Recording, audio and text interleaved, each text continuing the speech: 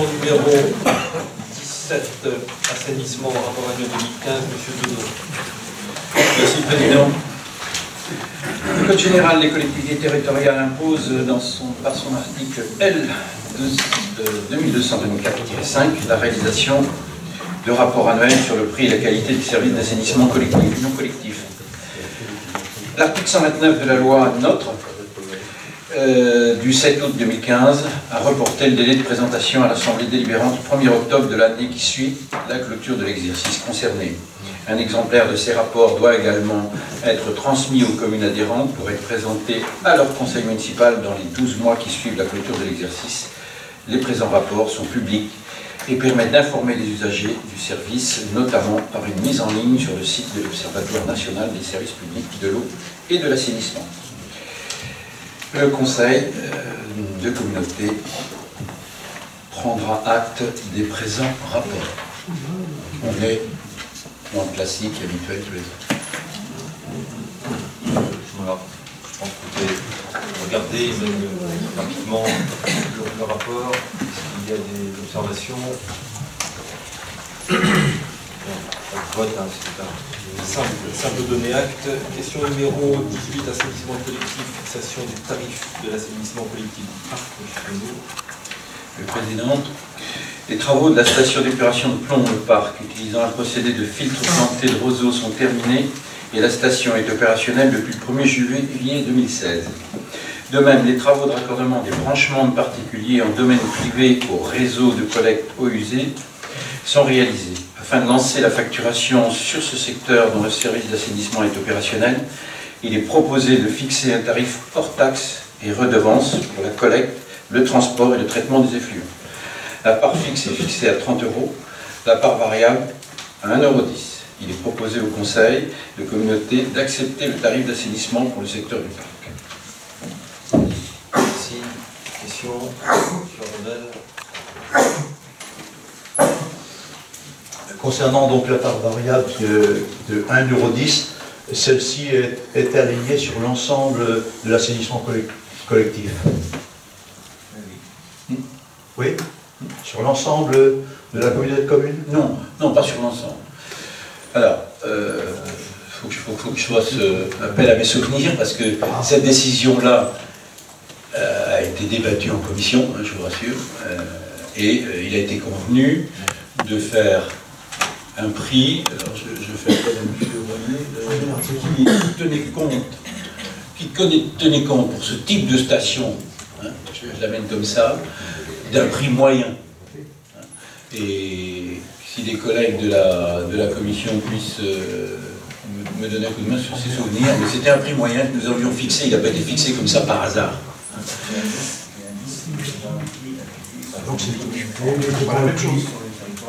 Alors, comme dit M. Royer, le indice est déjà appliqué sur la ville commune en régie, et ça a été notre base sur laquelle nous nous sommes appuyés. C'est le prix, 1,10 €, c'était le prix qui avait été retenu, le prix moyen, qui avait été le lissage tout à l'heure, qui avait été décidé par l'ancienne commune d'Avranches il y a quelques années. C'est pour ça qu'on a pris pour référence ce prix d'1,10 €. C'est tout. Monsieur Galton.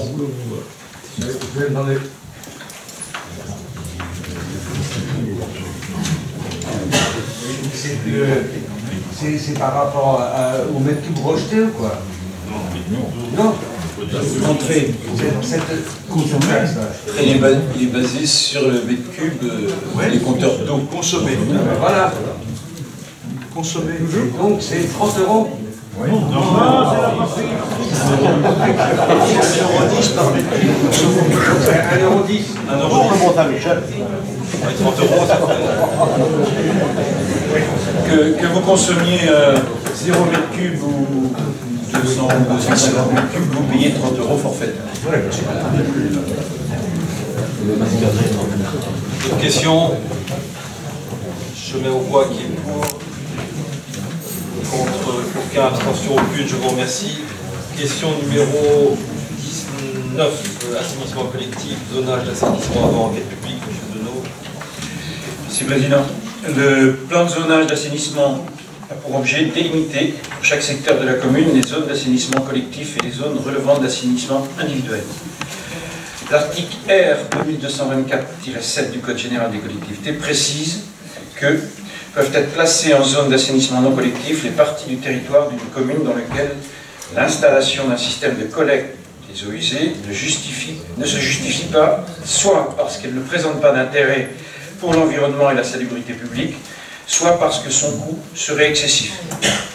Les plans de zonage d'assainissement de plusieurs communes doivent être révisés pour être compatibles avec leurs nouveaux documents d'urbanisme et pour des besoins d'extension des réseaux collectifs.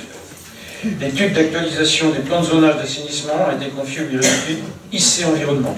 Au terme de plusieurs réunions de travail et après un examen par la commission d'assainissement le 27 janvier 2016, il a été proposé de déterminer les secteurs en assainissement collectif et non collectif.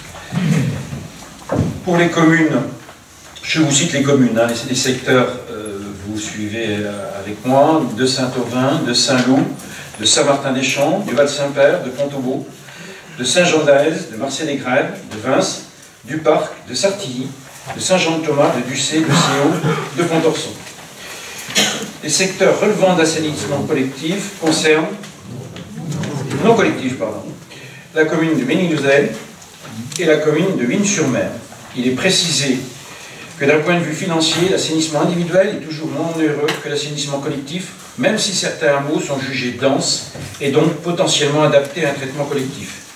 Il est donc proposé au Conseil communautaire d'arrêter les projets de plan de zonage d'assainissement comme indiqué ci-dessus, d'autoriser M. le Président à prendre l'arrêté de mise à l'enquête publique des futurs plans de zonage d'assainissement. Merci. Est-ce qu'il y a des questions, M. Rabasté? Oui, juste si pour une, on pouvait juste inverser. Merci. M. Rondel et M. Perron ensuite. Attendez, M. Gaton, parce qu'il y a M. Perrault, M. Arondel, ou l'inverse d'ailleurs, M. Arondel, M. Perrault et M. Gaton. C'est pas grave, Monsieur le Président. Tout simplement, la commune de Pont relève en partie de l'assainissement collectif.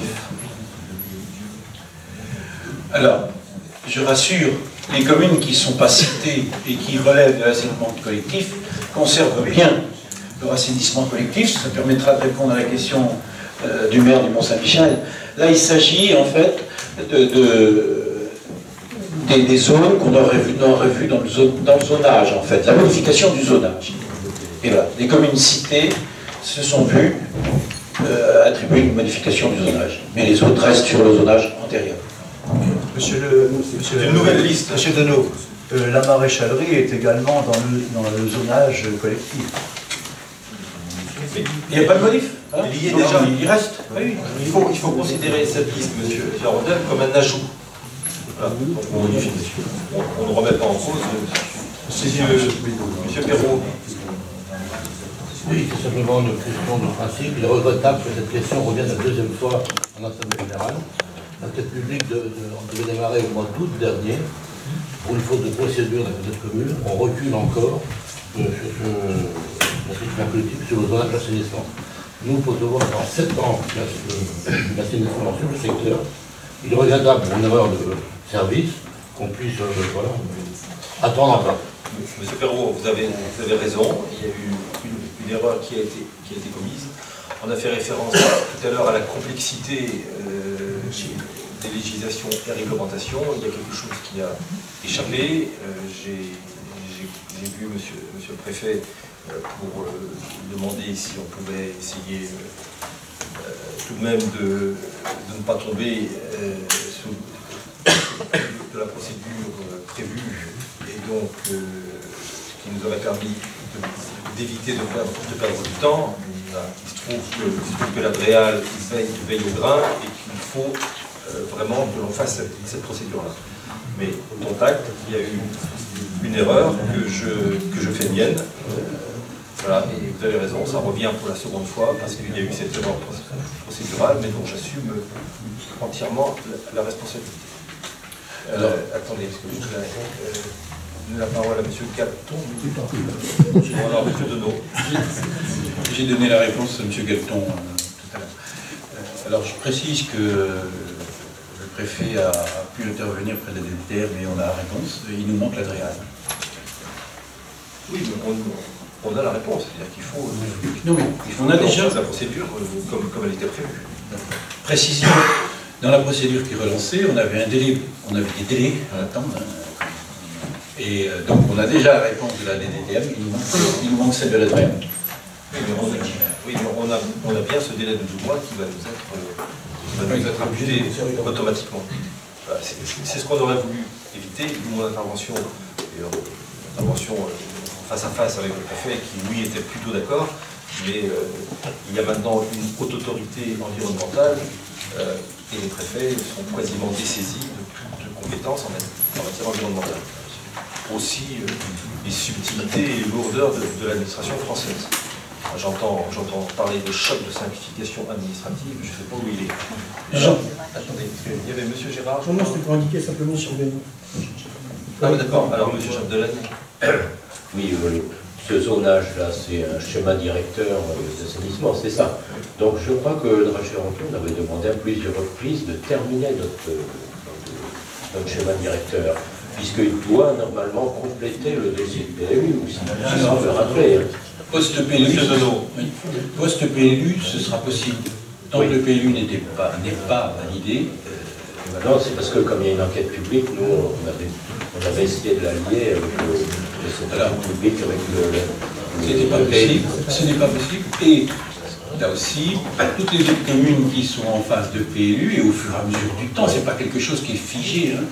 Ça veut dire qu'on reprend les évolutions de l'urbanisme dans chacune des communes, et on peut, à chaque fois, amener un nouveau zonage. Donc on le fera après.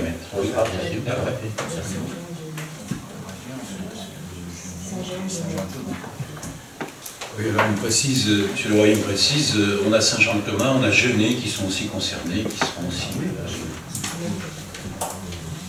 Et après, il faut des inscriptions financières, évidemment.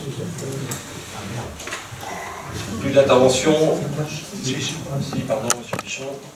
Juste pour préciser, par rapport à la demande d'André sur les membres de la commission, au niveau d'un document qui nous avait été présenté en 2014 sur le RPQS, le rapport pour la qualité et les services de l'assainissement, j'ai vite fait regarder les chiffres entre les différents tarifs au niveau de notre communauté de communes, et ils s'élèvent pour une consommation de 120 m3 entre 132 et 410 euros.